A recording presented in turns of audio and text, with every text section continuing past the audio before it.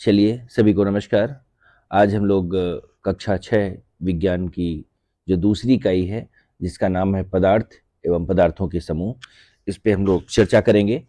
इस इकाई के अंतर्गत 3 बिंदुओं को हम लोग कवर करेंगे। पहला, पदार्थों के वर्गीकरण की आवश्यकता एवं इसका आधार।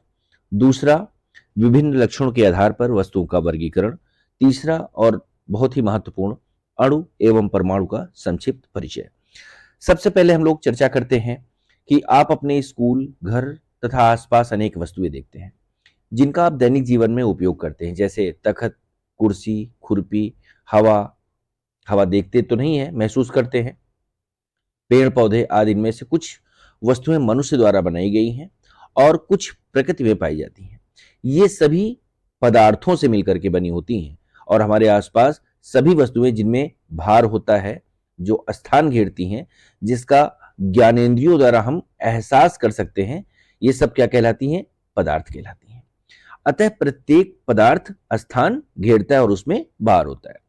आइए प्रतिदिन उपयोग होने वाली कुछ निर्जीव वस्तुएं, जो निर्जीव वस्तुएं हैं, अपने आसपास एकत्र करें और इस एकत्रित जो संग्रह है उसको उसके हमारे वो जो संग्रह वो क्या क्या हो सकता है? देखिए, घर में बाल्टी है, खुरपी, थाली, पहिया आदि, ये सारी चीजें हैं। इन वस्तुओं के ध्यान से देखिए तो क्या पाते हैं? प्रत्येक वस्तु जिन जिन पदार्थों से मिलकर बनी होती है उसको पहचानने का प्रयास करते हैं। जैसे बाल्टी प्लास्टिक की भी हो सकती है और लोहे की भी हो सकती है।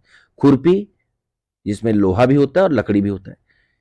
यानी कि हम देखते हैं कि कोई वस्तु एक ही पदार्थ से बनी होती है और ऐसा भी हो सकता है कि कुछ वस्तुएं दो या अधिक पदार्थों से मिलकर के बनी होती हैं।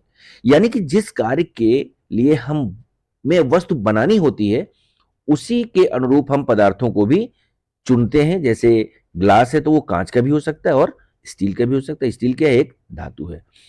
इसी तरह से अगर हम देखते हैं, ये सारी चीजें हमारे आसपास में है। टेबल लैंप हो गया, बैलगाड़ी हो गई, हथौड़ी हो गया, रिंच हो गया, प्लास हो गया, स्टूल है, साइकिल है, आपका ग्लास है, लोटा है, हाँ, पंखा है, आपका कार हो गया, मिट्टी का ग्लास हो गया।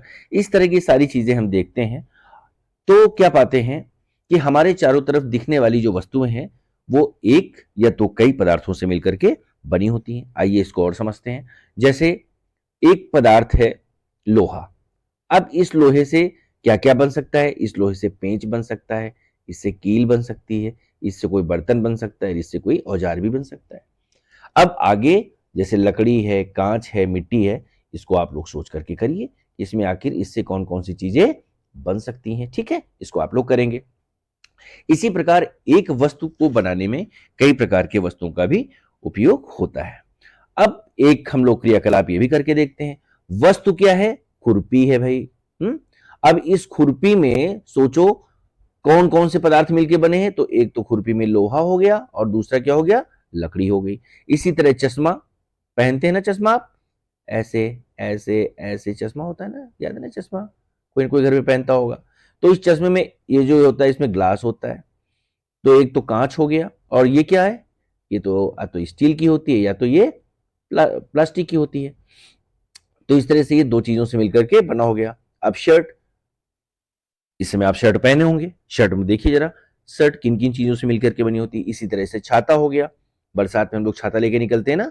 अब उस छाता को गौर से देखिए और सोचिए कि उस छाते को बनने में कौन कौन सी चीजें उपयोग में आई हैं और उसको आप लोग यहां पर लिखेंगे। ओके। अब एक चीज और भी सोचिए जरा कि यदि हथौड़ी कांच की बना ली जाए, गिलास कपड़े से बनाया जाए, क्या होगा? जो कील हम लोग दीवार में ठोकते हैं उनको हम लोग मोम से बना लें है? क्या होगा अगर गुब्बारे को लोहे से बना लें? तो क्या लोहे का गुब्बारा बन सकता है? नहीं बन सकता है।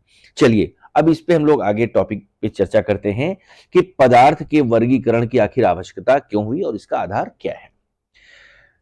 आप अपने पास पड़ोस की बहुत सी वस्तुएं देखते हैं, हर एक वस्तु अपने गुणों और उपयोगिता के आधार पर एक दूसरे से अलग होती है। इन वस्तुओं के अलग अलग होते हुए भी क्या इनमें कोई समानता दिखती है? सोचिए। यानी कि किसी वस्तु की पहचान इसके आकार, बनावट, रंग और उपयोग के आधार पर की जाती है।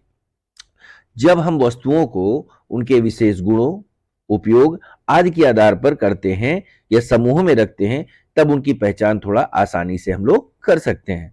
यानी कि वस्तुओं को उनके सामान्य लक्षणों के आधार पर अलग अलग समूह में व्यवस्थित करने की इसी क्रिया को हम लोग क्या कहते हैं? वर्गीकरण कहते हैं। हम लोग यहाँ वर्गीकरण की बात की ना, तो इसी को हम लोग क्या कहते हैं? वर्गीकरण। यानी कि पदार्थ की बाह्य संरचना के आधार पर जब वर्गीकरण करते हैं तो इसको हम लोग क्या कहते हैं? भौतिक वर्गीकरण। अगर हम लोग आंतरिक संरचना के आधार पर इसका वर्गीकरण तो क्या कहते हैं? इसको हम लोग रासायनिक वर्गीकरण। अब बात आती है कि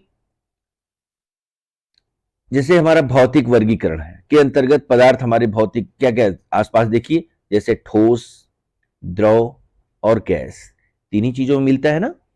या तो पदार्थ हमको ठोस में दिखेगा, या तो द्रव में दिखेगा, या फिर गैस में। इन्हीं तीनों में हम लोग को पदार्थों का वर्गीकरण, भौतिक वर्गीकरण विभाजित किया जा सकता है।